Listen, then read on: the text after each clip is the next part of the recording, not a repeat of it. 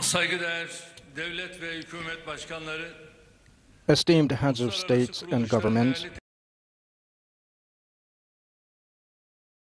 distinguished representatives of the academic world and the world.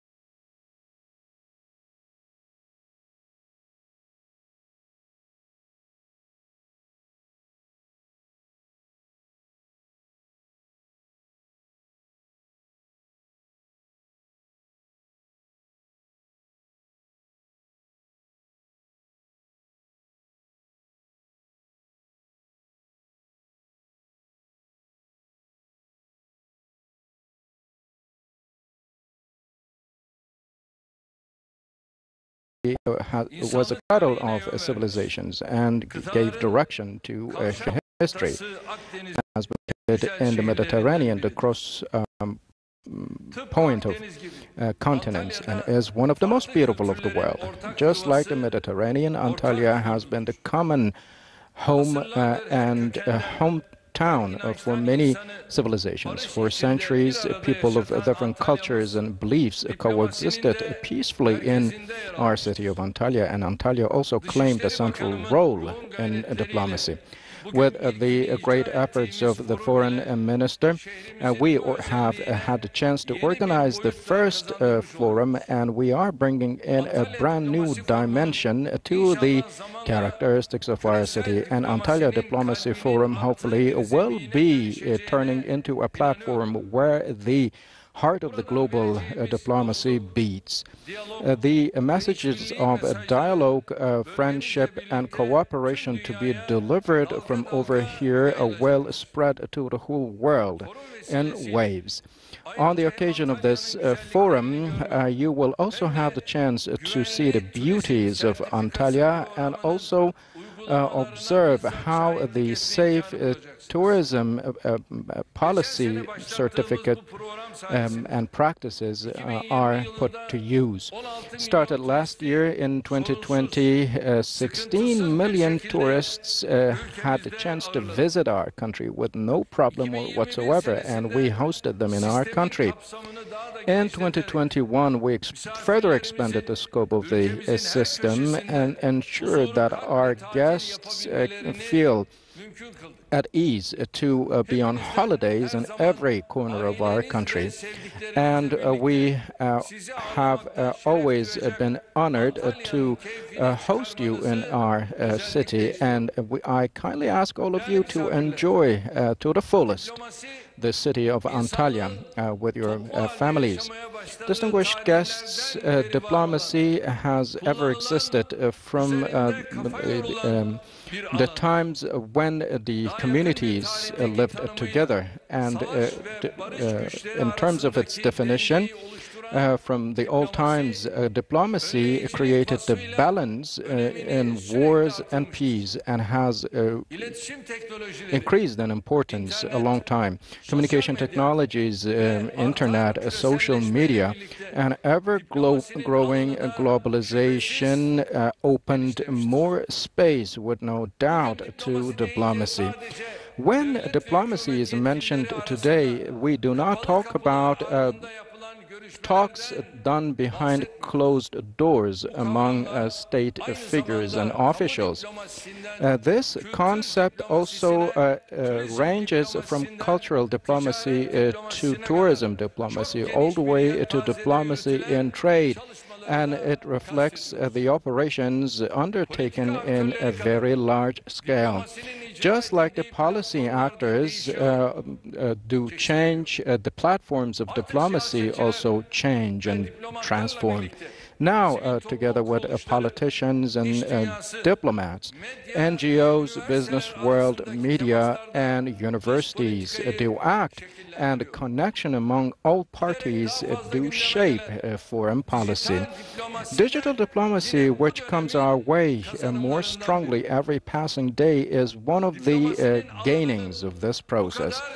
The fact that the space of diplomacy has enlarged this much also, with no doubt, gives big opportunities to the humanity to reduce the scope of tension. In our day, when the hot conflicts continue, the arts of diplomacy opens new lanes for us to use as opportunities. And it is now the era to calmly and peacefully solve problems. And also, it is not an era to exclude the fine points of diplomacy, but deployment of those more and more. As I always say, you cannot have defense with fists. You need to loosen, and the most effective way to do so is still diplomacy.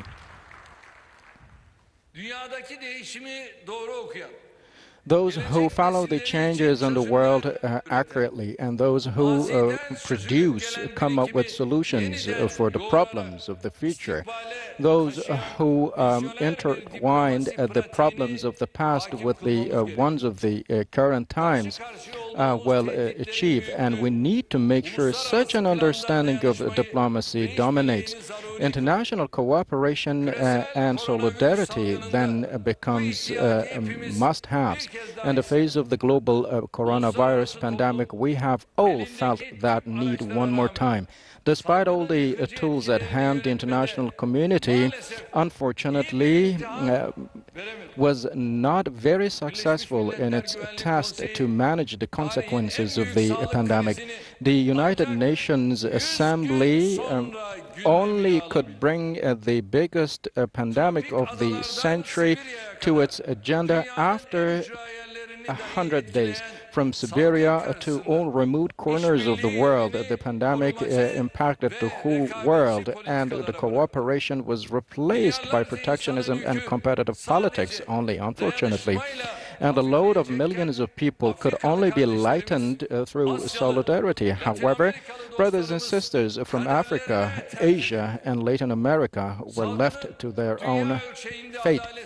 The global pandemic further sharpened unfairness, injustice in the world, and further deepened the dividend among the poor and the rich. And in many societies, social unrest came on the rise, and in irregular paths of migration were revived, and the deaths in the Mediterranean increased in number, and these are some striking examples to break down as such.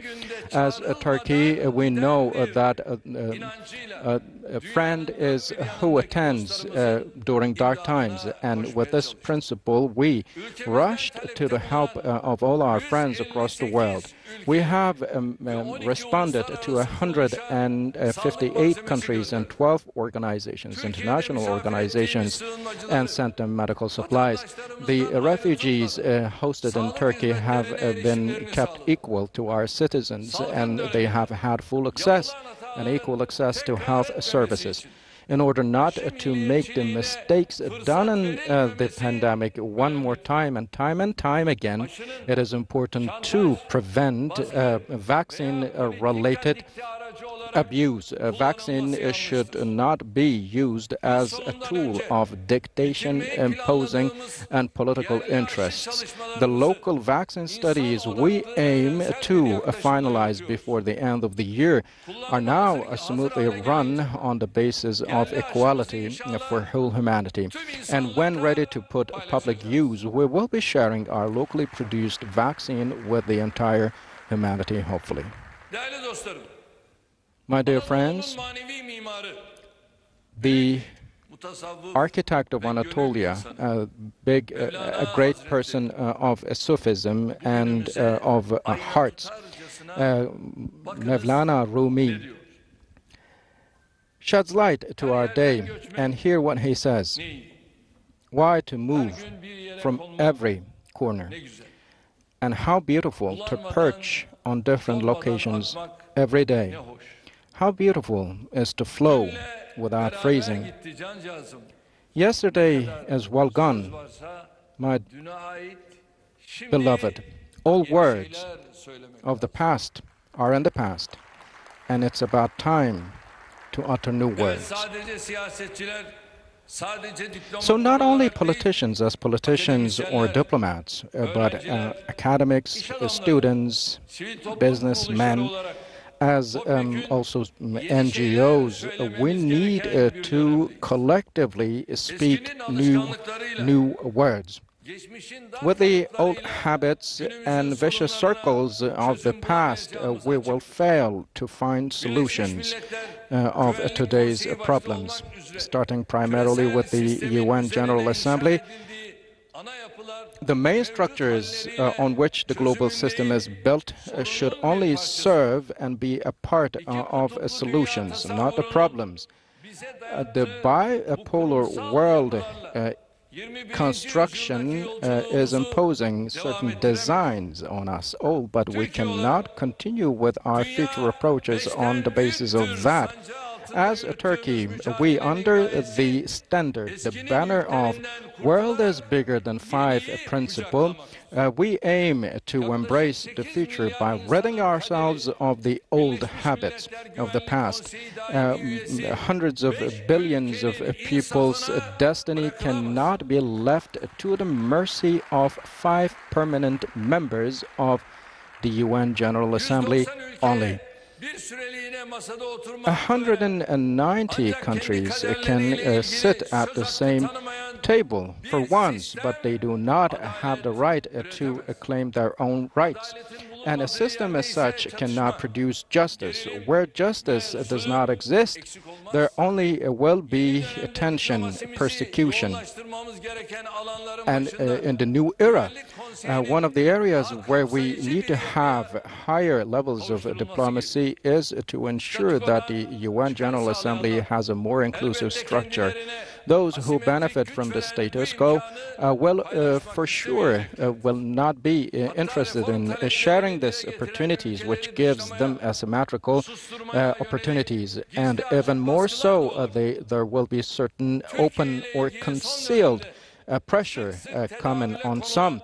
And recently, the discussions of access, which has been brought to the attention of many, is the product of such ulterior motives. Such discussions which do not bind with reality will never discourage us, and we will never allow so.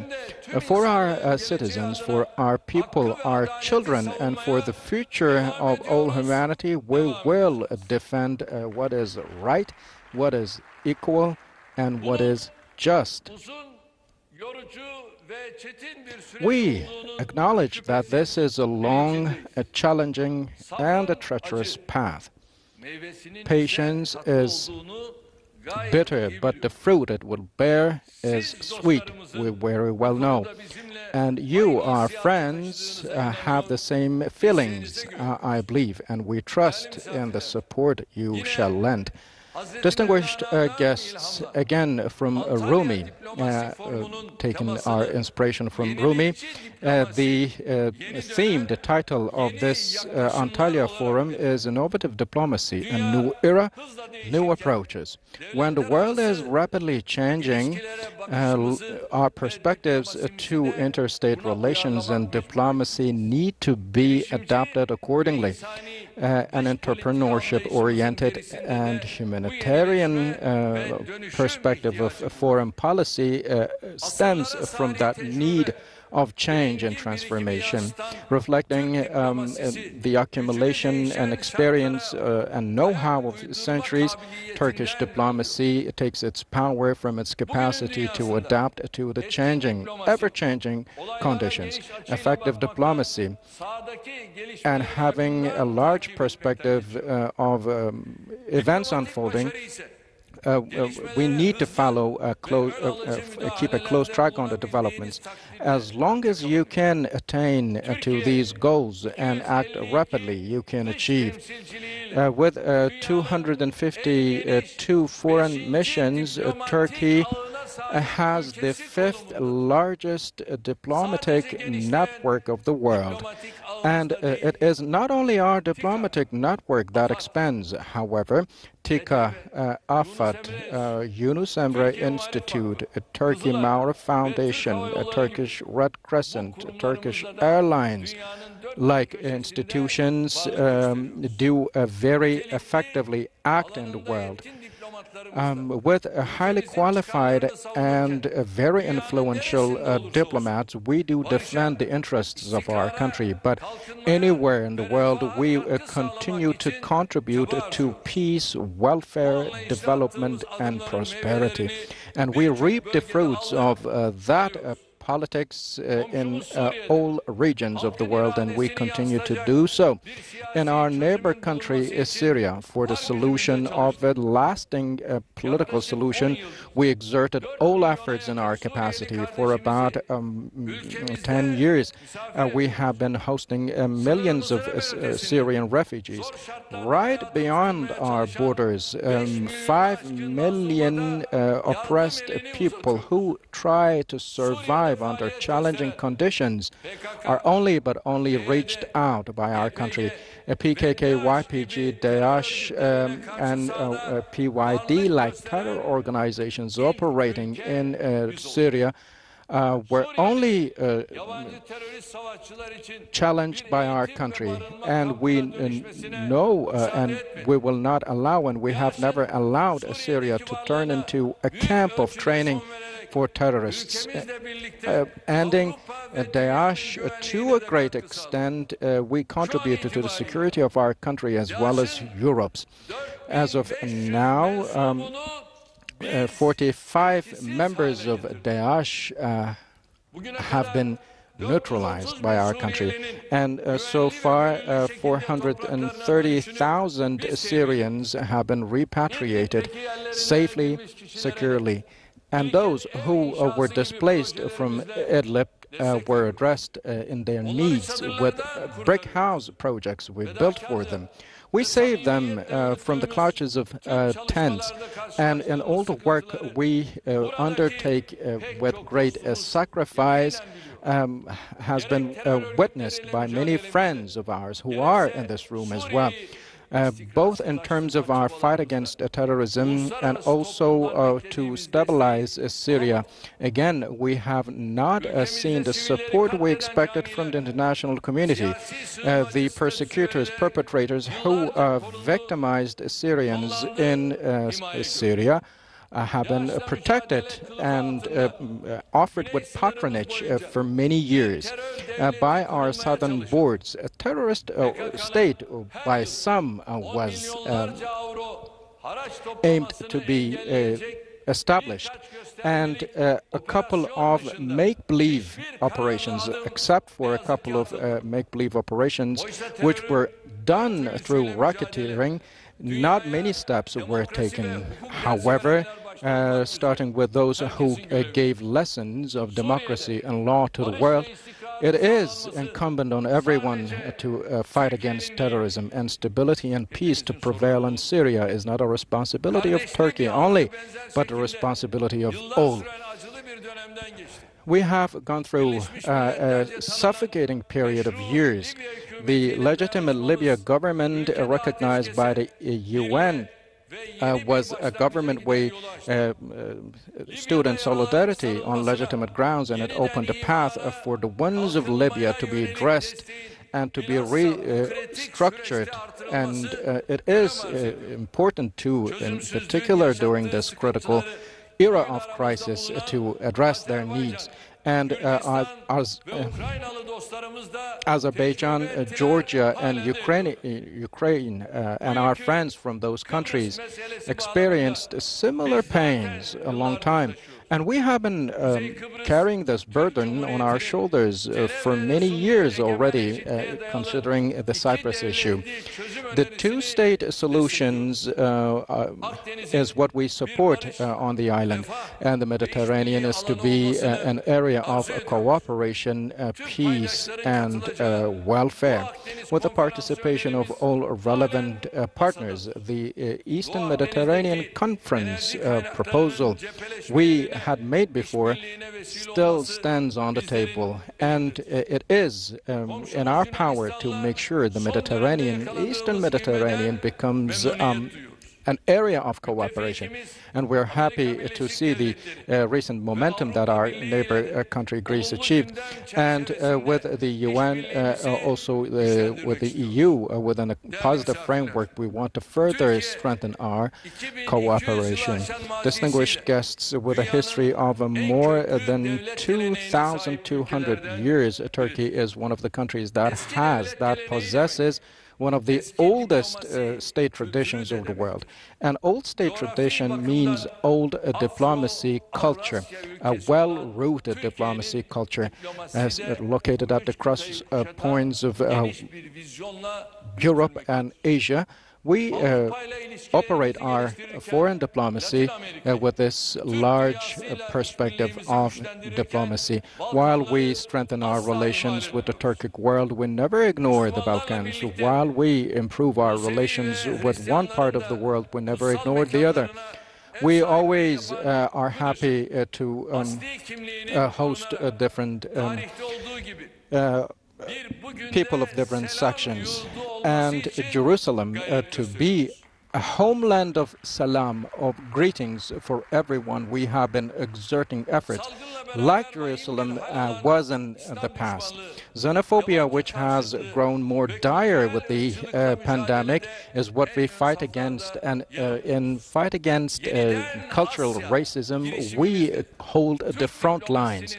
With our Asia Anew approach, we further strengthen our diplomacy and diplomatic relations with Asia. We, on the other hand, further improve our relations with Africa. In 2008 in Istanbul and then in 2014 in Manau, we twice organized a Turkey-Africa partnership summits. As I served as the Prime Minister and as well the President, I visited 28 African countries, some for the second or third time. Somalia, which experienced the biggest crisis of its history. In 2010, with my wife, I was the first world leader to visit the country. As a country that does not have the shame of colonialism in its past, we want to benefit, of course, from the riches and the culture of Africa. Due to the pandemic, what we had to postpone, the third Turkey-Africa Partnership Summit, hopefully will be hosted in Turkey this next September. For the next period, the compass, one pillar of the compass will be fixed in Turkey, and the other will circle around, navigate from the Pacific to Africa, and reach out to all proximate and remote geographies. And this is what we hope. Antalya Diplomacy Forum, taking place with a high number of participants, will be further opening the horizons of our country and reveals the goals and sincerity of our country. At the forum, we have politicians, academics, members of civil society organizations, NGOs, and we as well have our dear youth who will be the leaders of future, and this is in particular meaningful in and out of itself. I would like to thank all who made sure that this forum came to fruition, especially the Ministry of Foreign Affairs. I would like to thank you all very much for your participation to Antalya Diplomacy Forum. I would like to extend my gratitude to each and every one of you. I convey my best regards and respect to each and everyone. Thank you all very much. Stay safe, stay in health.